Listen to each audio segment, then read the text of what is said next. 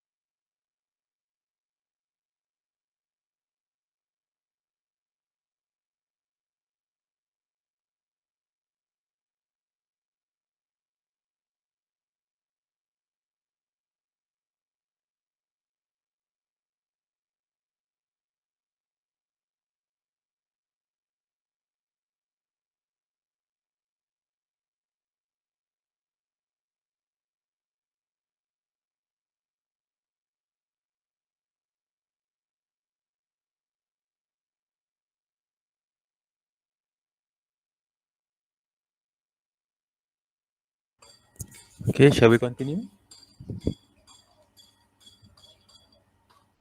Alright, Doctor. Alright, okay. Saya dah cuba tukar connection internet ni. Harap tak breaking lagi lah. So far clear. Alright. Laju. Alhamdulillah. Pening kepala. Itulah nasib hidup di kampung ni macam ni sikit lah. Sorry ya. Alright. So how's exercise tu? Everyone okay? Okay je. Tapi doktor, saya ada satu soalan. Yes. Okay. Let's say kita ambil case the researcher couldn't get the whole data for that day. Dia disebabkan sakit ke apa kan. And then that person missing the data for let's say for COD or SS. Or maybe 3 of the variables that we need to count to get the WQI. How macam mana kita nak dapat those missing values for the missing variables? Okay, I see. Okay, good question. Okay, so that's why yang the exercise yang just we did tadi, for example, if we want to know the water quality index, let's say macam Miss Azlin okay, ke Dr. Azlin? I see Dr. Azlin kot. Alright. Suara saya okay ke? Ke putus lagi? This one clear. Alright, good. Okay, so macam yang masalah tadi, okay, let's say you have problem with BOD. So you make your BOD as your Y and then the others as your X. But make sure the R square is more than 0.7 if you want to make the best fit model. If let's say if below like just 0.2 or 0.1, itu susah sikit lah. Sebab dia tak menceritakan seperti actual data kita. So if more biasanya kita perlu tahu apa yang BOD tu correlate yang paling tinggi. Contohnya BOD biasa dikorelate dengan contoh DO lah, contohnya dissolved oxygen. So mungkin DO tu yang lebih memberi sumbangan regression yang lebih baik berbanding dengan the others variable. Nampak ke? Nampak. Okay, maksudnya apa yang kita nak tentukan tu, kita make sure itu adalah sebagai kita punya dependent variable. So you just tukar je lah. Change from WQI as your dependent, you change to BOD as your dependent and the others for your independent. But you must run the analysis first lah. And then you get the R square. If R square is good, so just you gunakanlah model tu. Tapi itulah dengan syarat sebab linear ni dia linear.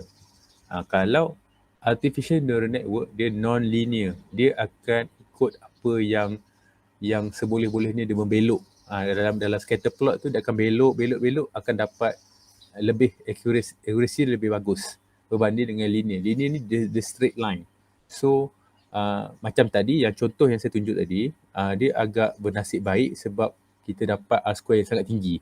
So kita tak pening kepala. Tapi let's say your MLR R square is lower than is far from value 1 or 0.2 or 0.1. So that's why we want to use the ANN. Kita akan gunakan ANN untuk kita naikkan sikit dia punya R square dia, untuk kita gunakan model ANN sebagai kita punya sebagai prediction model berbanding kita gunakan MLR. Itu je lah maksudnya, kesimpulannya. You choose what you want to modelkan lah. Macam yang tadi kita modelkan WQI. So sekarang you dah tengok yang mana yang kita perlu lah. Contoh POD ke COD ke, itu sebagai kita punya dependent variable kita lah. Lebih banyak data, lebih banyak membantu. Kalau sikit data, sikit sangat tak membantu. So that's why we need banyak yang data untuk kita dapat kerusi yang lebih baik. Menjawab ke soalan tu? Jawab. Okay, thank you doktor. Alhamdulillah. So, okay. Dr. Saiful, I have another question. Yes, sure. So regarding Dr. Azlin's question, in that case, if we have two variables, contohnya tadi BOD and DO, Yeah, we fail to collect the data. So when we want to change the BOD become the Y, yeah. so we do it individually, doctor. We cannot simply use BOD and DO as simultaneously Y and the rest is X, or is good or is better we use BOD only as a Y and DO and the rest as X, and same goes with the DO. Okay. Personally, saya lebih suka single variable as Y lah. Because if we use two dependent variable, dia dah nama lain lah, dia bukan multiple linear regression lah. Saya lupa nama dia, tapi dia ada terms dia lah. When we have two dependent variable. So itu I'm not cover that topic because it's more lagi complex dan lagi pening pada. So my suggestion is you just use only one dependent and the others for independent variable. Itu lebih menjawab lah, sebab if we use two, I think ada ke saya rasa macam ada. Tapi model tu you want to kita nak tahu DO ke atau BOD. So tak mencapai lah. Tapi dalam ANN boleh. For ANN memang ada. MLR I'm not sure. Tapi saya rasa ada. Mathematically ada. Cuma saya tak pasti. Tapi ANN kita boleh gunakan sebagai dua independent and lebih. Dia ada terms jargon dia lah. Saya tak pasti tu. Tapi as far from my experience, I only use one dependent and several independent for predictor. Okay, doctor, thank you. Alright, welcome. So okay, Alhamdulillah, we already make two exercise. Okay, kita ada lagi satu exercise dengan water. So hari ni water sikit lah. Mungkin if sempat kita guna satu data air lah. Alright, so I want you to open Excel worksheet exercise 4. Exercise river 4. Alright. So please open exercise river 4 from the Google Drive folder.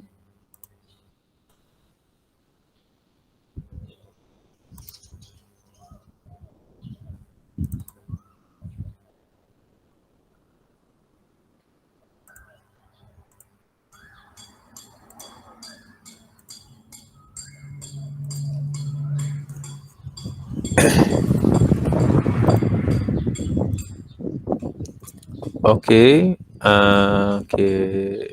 Wait.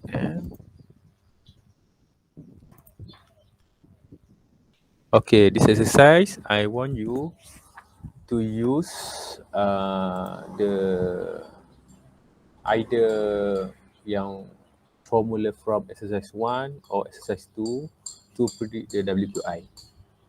So we have here point A and point B.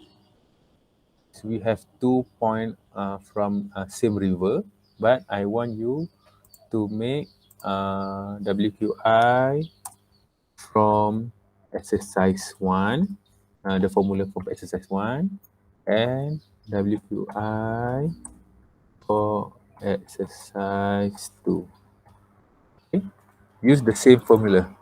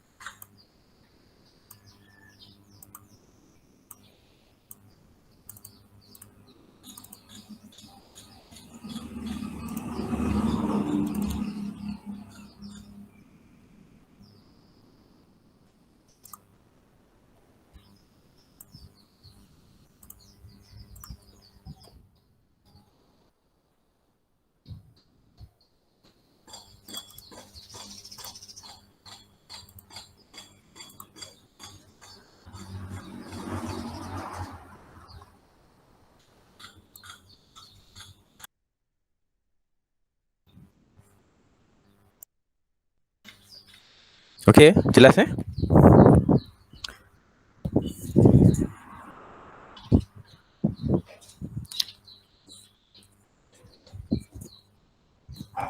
Dr. Amal, okay, Dr. Amal.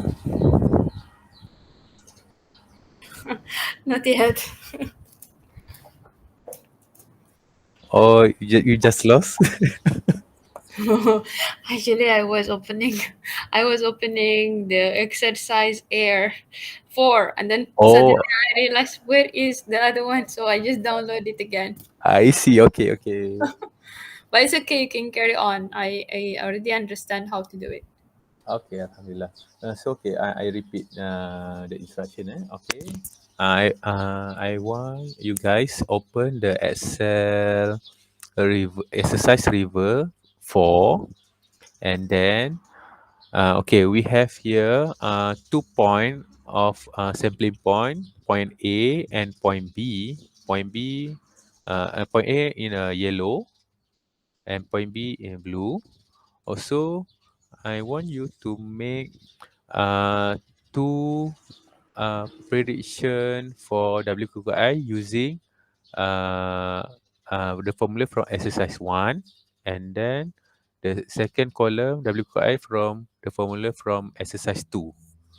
And then we can compare it with the actual uh, value of WQI. Alright? Okay.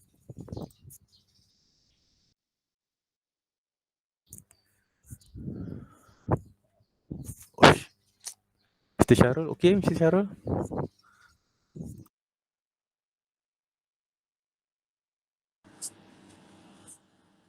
Saya ter-disconnect tadi. Jadi dah tinggal banyak, tak apalah. Nanti saya tengok yang recorded punya. Alright, alright, okay. Yang Kalau next nak cuba, kalau nak cuba pun boleh. Tadi exercise 1 buat tak tadi? exercise one pun macam separuh je saya buat tadi. Oh, see. Okay. Sebab wifi problem ni saya pindah ke next location yang lain. Baru. Ah, Okey. alright, tak Tak apa, tak apa. Alright, okay. Tak apa. Kalau nak buat pun kita ada masa lagi. Boleh je nak buat exercise 1 dengan exercise 2. Aha. Gunakan apa nama yang follow yang step yang sama. Gunakan access step, dapatkan regression, and then you gunakan formula daripada regression yang tu untuk predict. Okey. Alright. Sebab yang exercise 4 ni untuk Aha. kita predict secara keseluruhan nilai index water quality index menggunakan formula daripada exercise 1 dan formula daripada exercise 2. Oh, okey. Alright. Okay, take your time.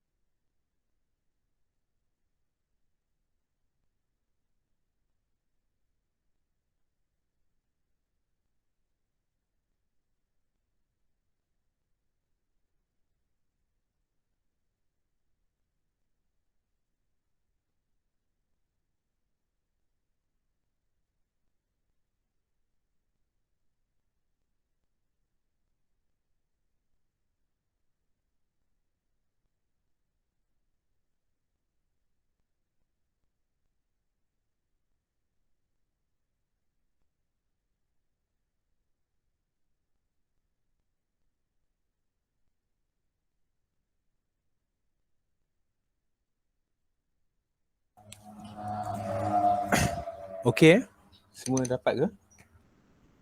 Yes, all done. Yes, Okay, betul. okay, Alhamdulillah. Okay, so okay, saya tunjuk saya share my screen. Alright, so here from exercise 1, okay, sama dengan saya same with me Okay, actually this is the same data from exercise 1. For point A is from exercise 1 and point B is from exercise 2. So this is the same river but different sampling point. So we can see there is not so different between formula from exercise 1 and formula from exercise 2. When I use when I use regression from all this data, I get pun almost the same. 66.87 or bila kita bundarkan sama je 667. Jadi for the kesimpulannya, untuk kesimpulannya, bila kita dah buat 2 point ni, when we use this 2 point for with the same river, actually we can use any we can use mana-mana formula untuk kita predict the result for WQI. So this is the actual. Alright, this is for the actual. And when I make a line chart here, you can see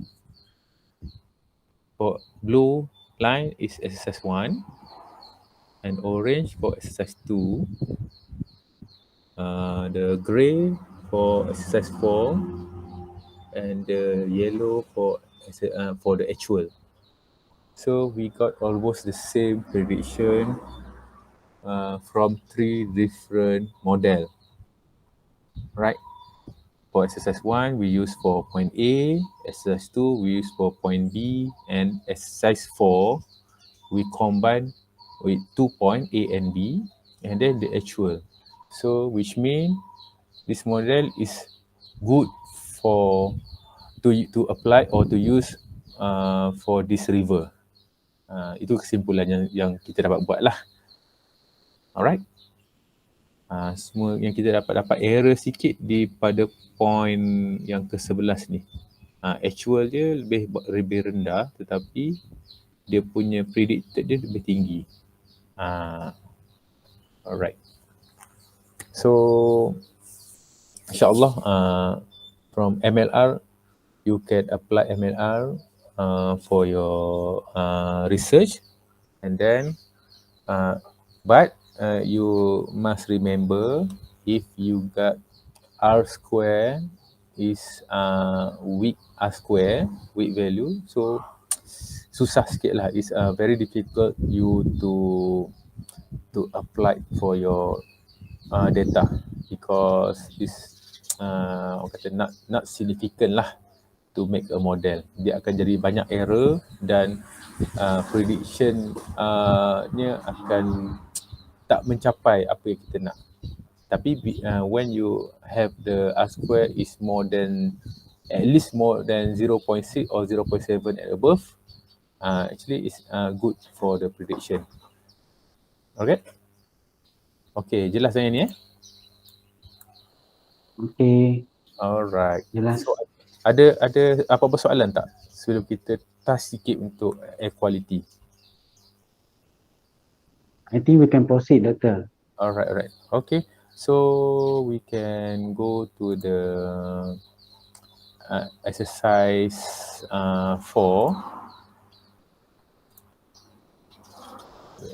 Exercise 4. Air quality. Exercise air _04.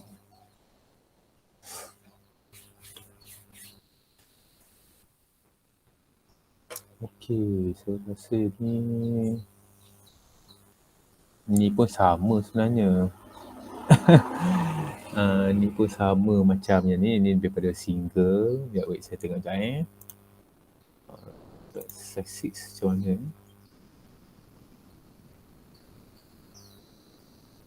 API. Size 6.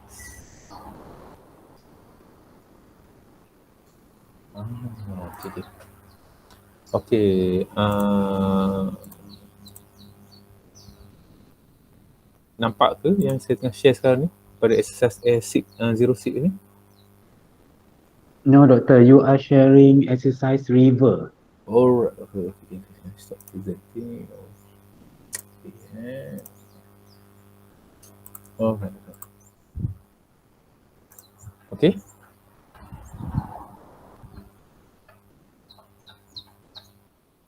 Okay, nampak? Alright. Okay. So we proceed with exercise 6. Okay, saya akan tunjuk dulu. Sebab saya nak kelainan sikit lah. I want to make difference sikit dengan previous exercise. So this is data for air quality daripada from Department of Environment. So macam from previous we want to know the water quality index, but this one is air pollution index, API. So for air quality, how to find API, we need at least 5 parameters, which are PM10, particulate matter 10, and then SO2, NO2, ozone, and CO, carbon monoxide. Okay, so from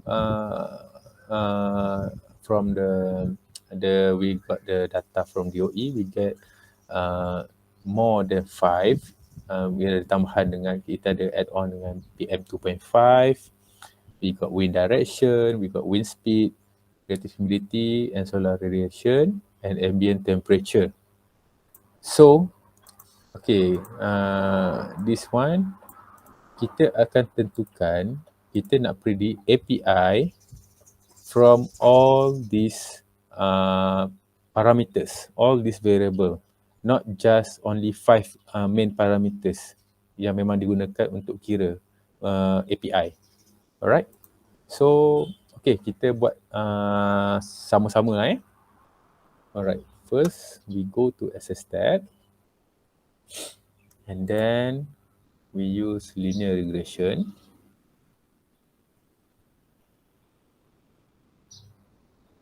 Okay, so why we choose API?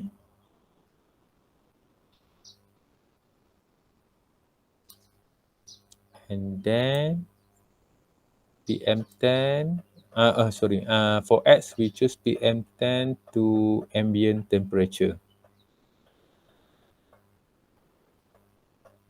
Alright. Okay, we just run first this one.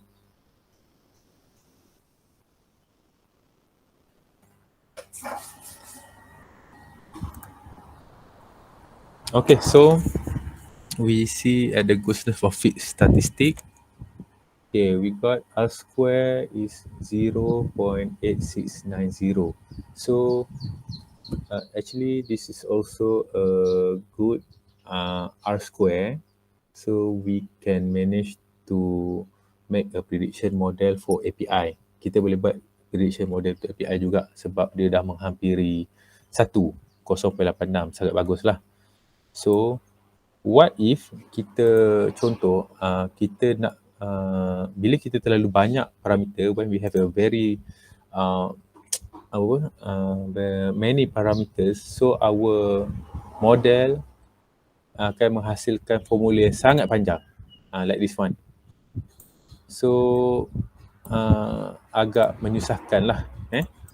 Okay, saya dia ada beberapa kaedah, dia have a very several way how to find most significant parameters, or what is the best yang kita boleh reducekan parameters tu. Either we take all these parameters or we just choose only the most significant parameters. Okey, kat situ jelas ke? Ataupun nak saya ulang sekali lagi yang tu? Jelas. Jelas betul. Jelas Okey, alhamdulillah. Okey. So, bila kita ada banyak parameter, mungkin ada parameter ni atau one of these parameter are not significant enough uh, to apply to predict the API. So we can find the other way to reduce the what we call it, the parameters, which is the most significant parameters. Okay. Cara pertama, salah satu cara adalah kita menggunakan sama linear regression. We use linear regression, but when you see at the option tab, you see the model selection. So you just click the model selection, you tick at the model selection. So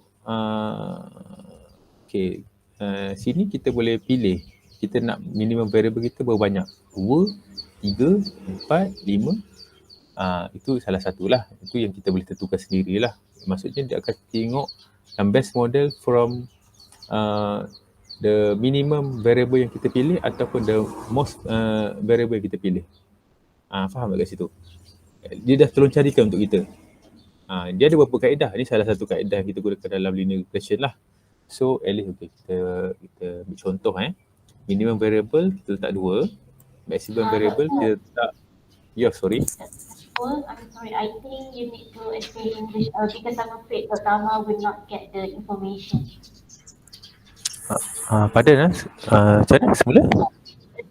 Saya rasa Dr. Saiful kena cakap dalam bahasa Inggeris juga kot sebab takut Dr. Amal tak dapat information. Alright, okay, sorry. Alright. Okay, I repeat again Okay. Okay, this one we want to make a gradation, not just 5 original parameters to find API. So API is air pollution index. To find air pollution index, they have a calculation from Department of Environment to use only, which are PM10, SO2, NO2, ozone, and carbon monoxide. So I have 5 parameters to find the API index, air pollution index. But from the data from the DOE, they gave us more than 5, which are additional parameters like wind direction, wind speed, relative humidity, solar radiation max, and ambient temperature. So first, we just use all these parameters to make a regression between API and the parameters or air quality parameters. So just like I show you tadi. Okay, so we got R square is 0.869. So which is good. We can use this model to predict the API by using all these parameters. So from the equation model, we got this one. But this is very long formula to what we call it, to use because we have how many parameters? 1, 2, 3, 4, 5, 6, 7, 8, 9, 10, 11, 12, 13 parameters to put in our formula, model formula. So I want to share with you how can we minimize the parameters but give the best R squared. Not just we use all of the parameters, but we can reduce and find the most significant parameters. Okay, is that clear? Yang tu jelas ke? Yes. Betul Abang? Understand? Correct. Alright, Thank you. alright, good. Okay, so I want to show you. There are several technique, but one of the technique we only use from the linear regression. Okay. So from the box, you see at the options, all right, option. Okay, this one you tick the model selection, all right. For model selection, we can see the stepwise, forward, backward, and best model. So this one we chose the best model. Okay, so this one we have mean variables and max variable. We decide how many parameters we want to put in our formula. Right, okay, clear? All right, so this one, minimum variables 2, max variables 2. So from 13, we just need only 2 variables to predict the API max. But of course, if we have less variable, maybe it can give lower R squared from previous result, because when we use all 13, we get 0.8. So maybe if we reduce the variables or parameters, we can get lesser than that.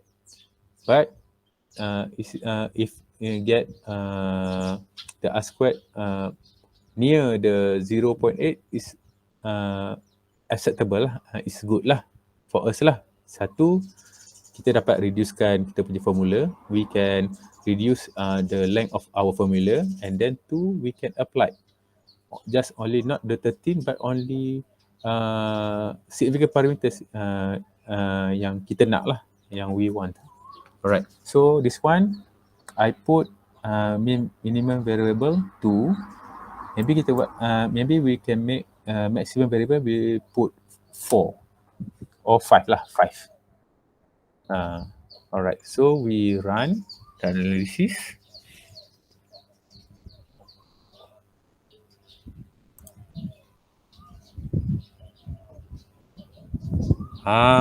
See, R square is 0.8554. So rather than we use 13, we got 0.6, but we choose at least how many? Okay, so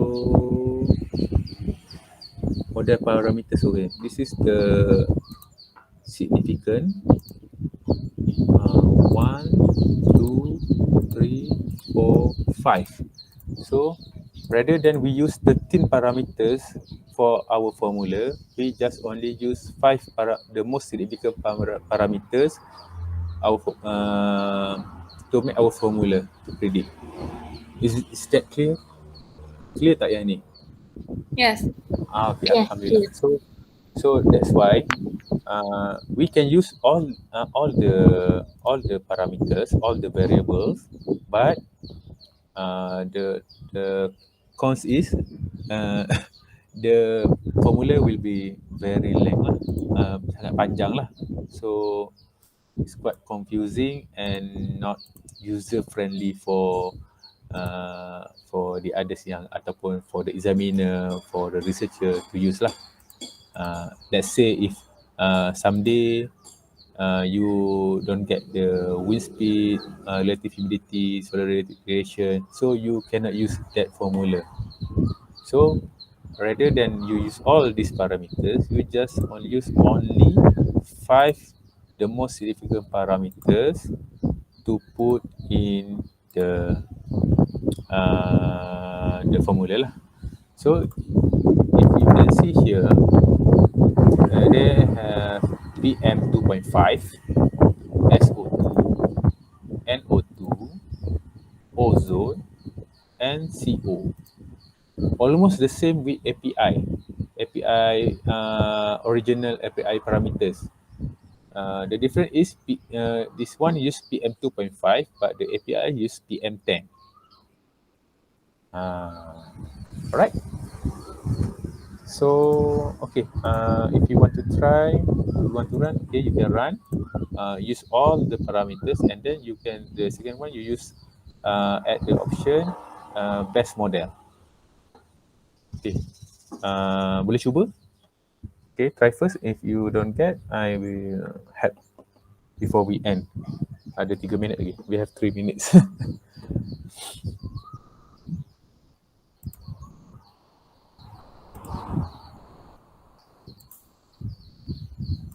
Ke macam mana?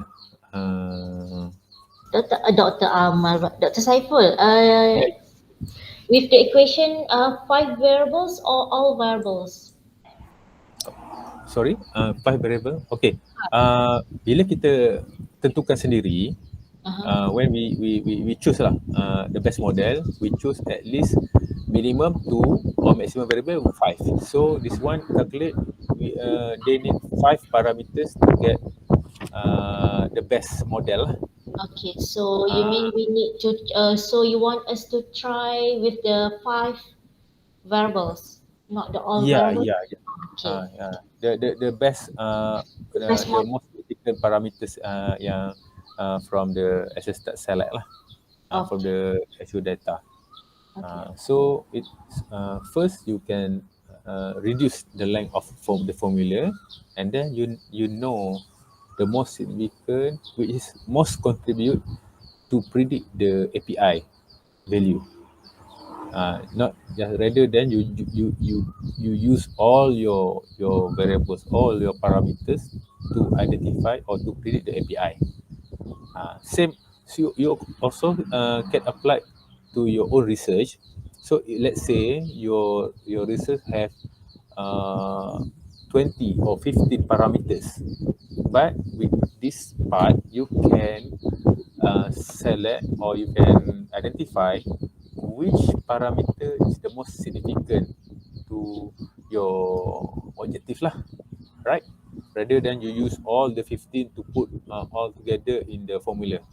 So it's very, I think, unnecessary lah. Because if you can see here, the R square is 0.85, and if when we use all together, all the parameters 0.69. So it's not so many different between these two.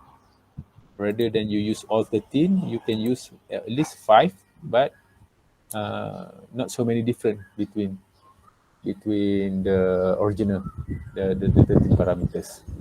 So this is how you want to make your model is the best model. Yeah. The less is more lah. So okay kat sini mungkin yang ni boleh cuba lepas ni sebab kita dah sampai pukul 1. Or if any question you can ask before we end for the first day session. So far we don't have any question in the chat box. So I guess everyone is clear with the explanation. So is there any question from the participant?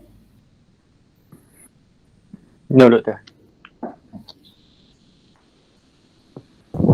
Okay, alhamdulillah. Dr. Saiful, I think we can try malam ni, for example, or this evening on our own.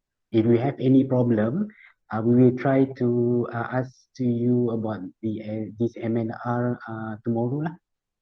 Alright, okay. Okay, noted. So, okay, today, alhamdulillah, we already cover the MLR part. So, tomorrow will be more exciting and more challenging part, which is we will learn about artificial neural network. So, this will be related with this today's topic. I hope you learn something from today, and so tomorrow you will not lost or tidak terbabas lah untuk memahami lah.